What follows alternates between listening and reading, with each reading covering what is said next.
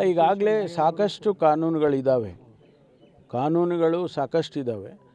ಒಂದು ವೇಳೆ ಇಡೀ ರಾಜ್ಯದಲ್ಲಿ ಏನಾದರೂ ಕೂಡ ಕಾನೂನಿನಲ್ಲಿ ಒಂದಿಷ್ಟು ವೈಫಲ್ಯತೆ ಅಥವಾ ಏನಾದರೂ ಕಡಿಮೆ ಆಗಿದೆ ಅಂತ ಹೇಳಿ ಕಂಡು ಬಂದರೆ ಅದಕ್ಕೆ ನಾವು ರಾಜ್ಯದ ಮಟ್ಟಕ್ಕೆ ಅಮೆಂಡ್ಮೆಂಟ್ ತರ್ಬೋದು, ಅಥವಾ ಬೇರೆ ಹೊಸ ಕಾನೂನು ಇದ್ದರೆ ಅದನ್ನು ಕೂಡ ಮಾಡೋದಕ್ಕೆ ಸಾಧ್ಯತೆ ಇರುತ್ತೆ. ಅದನ್ನೆಲ್ಲ ಪರಿಶೀಲನೆ ಮಾಡ್ತೀವಿ.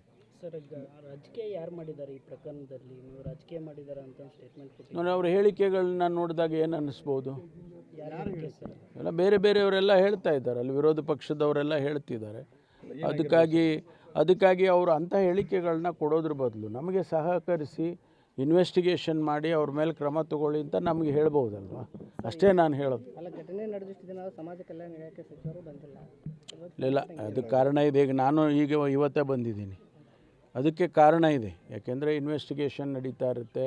ಆಮೇಲೆ ಬೇರೆ ಇದು ಎವಿಡೆನ್ಸಸ್ಗಳು ಇವೆಲ್ಲ ನೋಡಿಕೊಂಡು ನಾವು ಬರಬೇಕಾಗ್ತದೆ. ನಾವು ಬಂದಾಗ ಆ ರೀತಿ ಯಾವುದೂ ಕೂಡ ತೊಂದರೆ ಆಗಬಾರ್ದು, ನಮ್ಮಿಂದ ಅವರಿಗೆ ತೊಂದರೆ ಆಗಬಾರ್ದು. ಅದಕ್ಕಾಗಿ ಈಗ ನಾವು ಬಂದಾಗ, ಈಗ ನಾನು 2 ದಿವಸ ಮುಂಚೆನೇ ಬಂದಿದ್ದೆ ಅಂತ ಹೇಳಿ ನಾನೇನು ಅವರಿಗೆ ಸಾಂತ್ವನ ಹೇಳೋದೊಂದು ಬಿಟ್ಟರೆ ಬೇರೆ ಏನು ಮಾಡೋಕ್ಕಾಗ್ತಿತ್ತು?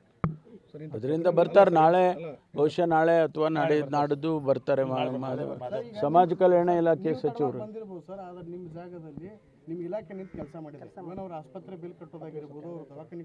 ನಾನು ನೋಡಿ, ಘಟನೆ ನಡೆದ 1 ಗಂಟೆ ಒಳಗಾಗಿ ನನಗೆ ಮಾಹಿತಿ ಕೊಟ್ಟಿದ್ದಾರೆ ನಮ್ಮ ಇಲಾಖೆಯಿಂದ. ಅವರಿಗೆ ನಾವೇನು ಸೂಚನೆ ಕೊಡಬೇಕು ಅದನ್ನೆಲ್ಲ ಅಲ್ಲಿಂದನೇ ಕೂಡ ಕೊಟ್ಟಿದ್ದೇನೆ ನಾನು. ಅದಕ್ಕೆ ಅವರು ಆ್ಯಕ್ಟ್ ಮಾಡಿದ್ದಾರೆ. SP ಅವರು ಇರ್ಬೋದು, DC ಅವರು ಇರ್ಬೋದು, ಅವರೆಲ್ಲರೂ ಅವರವರಿಗೆ ಸಂಬಂಧಪಟ್ಟ ರೀತಿಯಲ್ಲಿ ಆ್ಯಕ್ಟ್ ಮಾಡಿದ್ದಾರೆ.